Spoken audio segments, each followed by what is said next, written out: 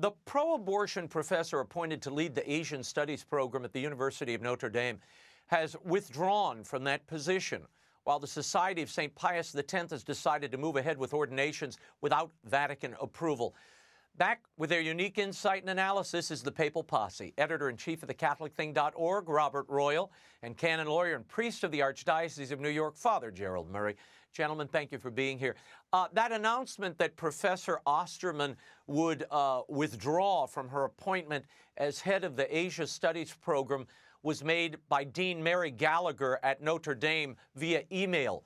What were your thoughts upon receiving the news? Father, I'll start with you. No, I was very pleased because this was a big scandal and it was causing Notre Dame to lose its Catholic identity through a self-inflicted wound. So I'm glad that this professor has withdrawn, and now we have to pray that they'll put someone in that position who supports the Catholic position that it's wrong to kill unborn children. Mm-hmm. Bob, in a statement, this Professor Ostermann said, "At present, the focus on my appointment risks overshadowing the vital work the Institute performs, which should be allowed to continue without undue distraction." Bob, the effort to get the university to rescind this appointment was largely student-driven. I mean, there were some retired professors, history professor Father Bill Miscampbell, who appeared on this show earlier in February. Your thoughts on Professor Ostermann's statement that she's really getting out of the kitchen because she doesn't want it to be a distraction from the work of the Institute? Yeah, I don't think that the word withdrew was part of the official statement from Notre Dame. I think that that would have sounded a little bit problematic to some of the professors, some of the academic world. And obviously Notre Dame has one eye on the larger academic world and doesn't want to look like it's caving to pressure. But they said that she decided not to go forward with what was going to happen. Now, that's all great. But the fact that the pressure from within the university and outside with many bishops had to be brought to bear to change this appointment is itself a terrible comment on the university. And now I think we need to see what's going to happen going forward. It's damaged its reputation, as Father said. But at the same time, it kind of indicates that the university regards Catholicism as some sort of alien influence on its academic life when its mission is a Catholic mission. So look, this is going to have to be pursued beyond the immediate change. It's a welcome change. We'll have to see who else is appointed. But I think Notre Dame needs to do a bit of soul searching at this point. Mm. Well, we spoke with Father Bill Miscampbell when the news broke, Father. And look, while he's happy that Professor Ostermann made the decision to back off and not continue with this appointment, he was very concerned about the damage done to Notre Dame's Catholic identity. Father, then Bob, what needs to be done now to restore Notre Dame's reputation and Catholic identity, not only on campus, but in the minds of alumni and students and Catholics across the country? Well, I think we need more than simply an email from a dean. I think the president of Notre Dame should address the academic community, the alumni, and then the broader nation, and explain why this is happening. And is he pleased that it's happening? Because to treat this as simply falling upon the shoulders of the professor, there's got to be more recognition that it's not simply a decision by her. The university accepted that decision, so they have to explain why they accepted that decision. And of course, this leads to, as Bob says, the much broader question. Is this a university that supports the Catholic mission of education, which is to form people in the doctrine of Christ? And those who aren't Catholic, who go there, they're going to receive the same formation. They're understanding that when you go to a Catholic university, you're going to be exposed to Catholicism. The idea that somehow Notre Dame can segment off religion from an appointment such as this, it proves that the university is at a crossroads. I think there's a very easy and good solution, which is to say, anyone in the academic administration and in the faculty who is opposed to Catholic teaching should not be teaching or administrating at that university. Yeah. Bob, I mean, my thought when I read this today and saw the email, I thought all the parties responsible for this appointment in the first place, which caused this trauma throughout the campus and the nation, they really should be examined and questioned. Yeah, the problem here is twofold, I suppose. One is that her views were so extreme that a big place like Notre Dame, and by the way, there are lots of good people at Notre Dame still, not only students, but in the faculty and in the administration. We ought to say that.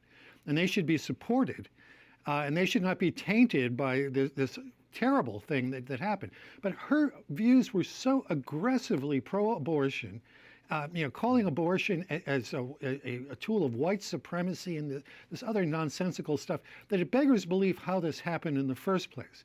I don't think that there's an easy fix for Notre Dame here. We know that Notre Dame, in some of its decisions, is as I said earlier, kind of looking to the Ivy League and the other peer institutions that they want to be able to compete with.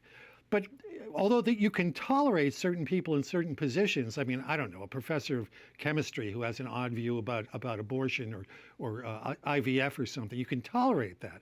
But when you have someone who is actually a public advocate of positions that are so contrary to the Catholic Church, I don't see how any responsible administrator allows an appointment like that to be made. So that is the place at which really the rubber meets the road, and some kind of analysis and serious reconsideration of how appointments are made is going to have to be done.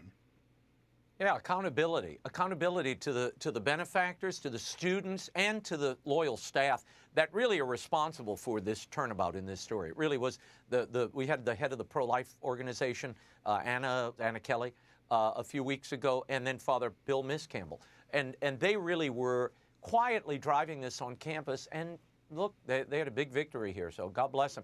The Society of St. Pius X, Father, is reportedly moving forward with new Episcopal ordinations of bishops without Vatican approval. Now, the last time the SSPX did this, in 1988, Archbishop Marcel Lefebvre, the head of the Society, and the bishops he consecrated were excommunicated.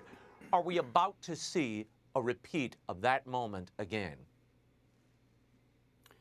Well, if they proceed to the illegal consecrations against the will of the Holy See, yes, they will be automatically excommunicated.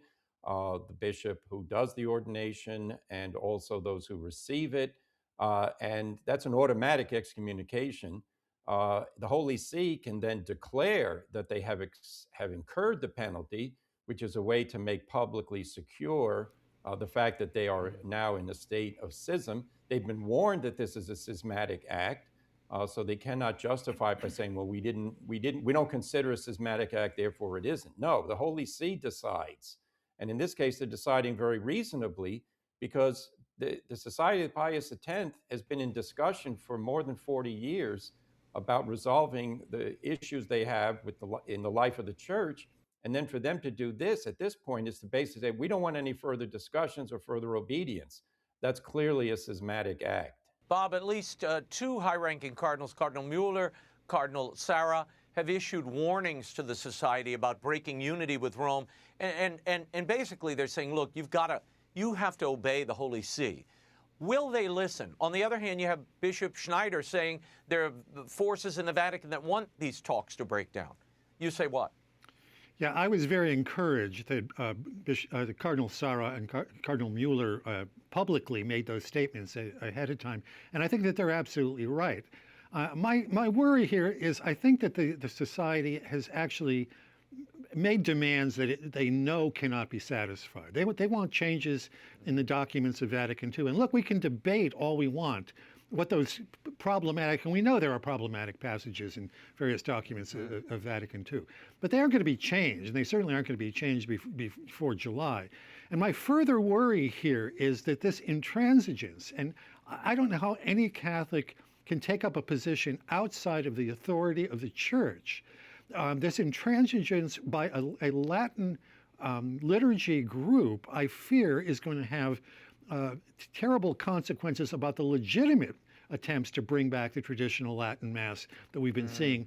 I mean, all of these groups, including the SSPX, are growing, and it shows that there is an attraction to that type of liturgy at this point in the life of the church. So I think Pope Leo and others need to pay attention to that, but they shouldn't be confusing an intransigent group that refuses what I think are just reasonable requests that they join the rest of the church again and be subject to the Pope. They shouldn't confuse that with the more moderate groups that are just looking to restore the Latin Mass and to have it as an enrichment in our church today. Yeah, but Father, this is the heart of the issue. When Pope Francis banned the traditional Latin Mass in so many quarters of the church, or at least made it something alien and like contraband, I think it energized these groups because their numbers are growing. They said, wait a minute, we have to be the counterbalance to all of this. Archbishop Georg Gonswein, Pope Benedict's longtime personal secretary, has made a direct public appeal to Pope Leo to lift the restrictions on the traditional Latin Mass imposed by Pope Francis. Father, when a man of that stature and that closeness to Benedict makes this kind of public plea, does it carry any weight in Rome, do you think?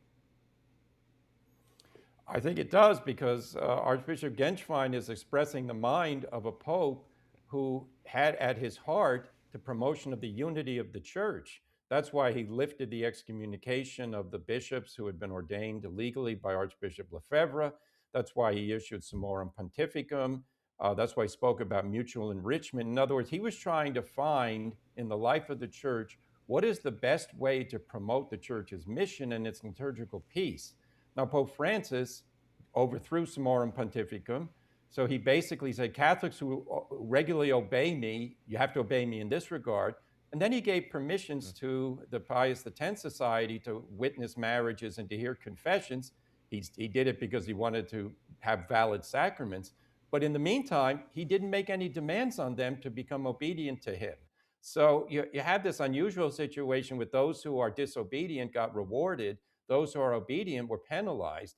I think the solution here is, of course, for the Pius X Society to withdraw this threat. And I think Pope Leo should seriously convene people like Muller and Cardinal Sarah and Genswein, listen to them, and then reissue Summorum Pontificum so that we can return to a very peaceful situation. The only people who were promoting the end of the Latin Mass were those who had absolutely no sympathy for them and expressed no regret when people's rights were violated. We shouldn't listen to a group who has no sympathy for so many people. Yeah, well, this is the point, Bob, of the whole exercise. Pope Francis basically came in and, with a stroke of the pen, said, this is no more. And he abolished Pope Benedict's great openness to the Latin Mass, allowing it in every parish in America and the world. And the pastor could make that decision under Summorum Pontificum. Pope Francis just abolished it, said that no longer applies. Why would it be so difficult for Pope Leo to abolish the banning of Traditionis Custodes that basically eradicated the Latin Mass in so many dioceses? Well, as we've said before in this show and elsewhere, that his personal loyalty to Pope Francis is palpable. And I don't think he wants to openly even appear to rebuke what Pope Francis did. But he certainly could massage this. He's a soft-spoken, well-liked guy. He has a nice manner. He could kind of, split the difference here and say, look, the situation we see has changed. We want to encourage people who, for whatever reason, decide they want to use the traditional Latin Mass, but are obedient to Rome. And that means that they, too, are going to be in conversation about theological points coming out of Vatican II. I think that though the difference is so great with the SSPX, and I want to say I fear that the reaction against them is going to redound to the lack of benefit on the more moderate elements in the church. It doesn't have to be this way, but if you take up the position that the church over the last 50 or 60 years is simply illegitimate, which is what they in effect are saying, I don't see that there's any possible way to reconcile with that particular group. But let's be cautious that we don't throw out the baby with the bathwater, because there's a lot of energy in a more traditional Catholicism. Yeah, well, it's where the youth is. It's where the future is. I mean, you see it. You can walk in any of these parishes celebrating the traditional Latin Mass.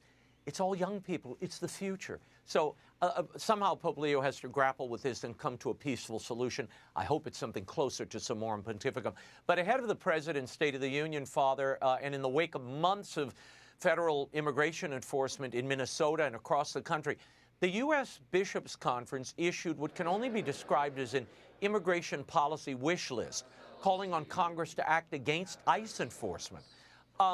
This is the same Bishops' Conference that received hundreds of millions of dollars of federal grants under the Biden years for refugee resettlement. Are there concerns purely pastoral here? And, Father, should they get out of the relocation of migrants and refugee business? Well, I believe they largely added that because the funding evaporated for that, and also since the border is now closed, there are no new waves of people needing to be resettled. And you know, I'm not going to say the bishops don't have a right to comment on policy and all the rest, but it has to be balanced with a consideration of the kind of effects. If you say ICE enforcement should be suspended, well, the next question, well, what other law enforcement should be suspended? Because suspending the enforcement of law is going against the will of the American people whose legislators enacted those laws. If we want to have a lawful society in which we respect the will of the people in a democracy, then enforce the laws, change the laws, lobby, etc. And on this matter, as we've said before on this show, there is no one single opinion that can say it represents Catholic teaching. Because as we know, there are many, many people waiting online to get in legally. Let's be concerned about them. They're the ones who should be given preference, not people try to enter illegally. Bob, the bishops want to affirm human dignity here, which is their job, okay?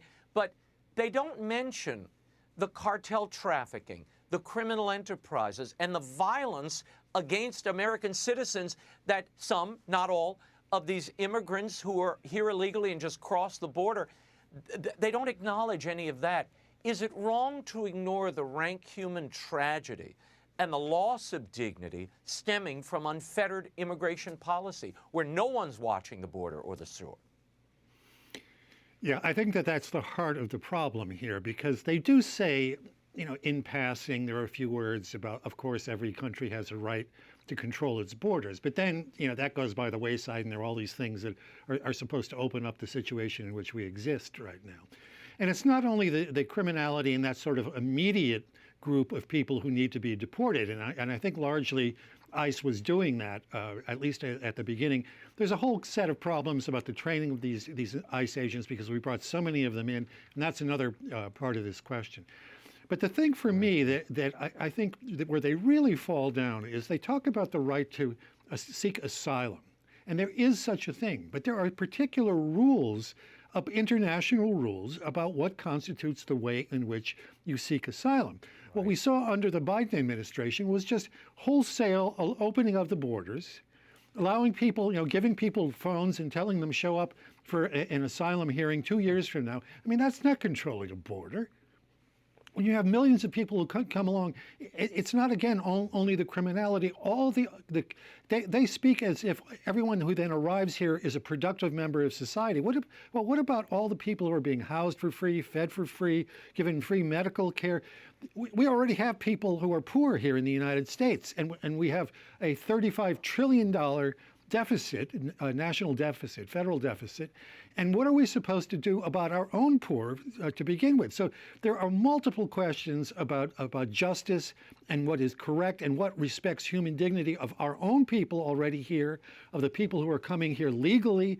And then I think it's in the third position that you talk about, well, what do you do when large numbers of people want to cross? I think you can open up the number that you're going to allow in, but to just speak blanketly as if everybody who's made it across the border is somehow to be protected, to be allowed to go to schools, to be allowed to go to hospitals, to come to church. This, to me, it's just a small part of the question. It's not dealing with the entire question.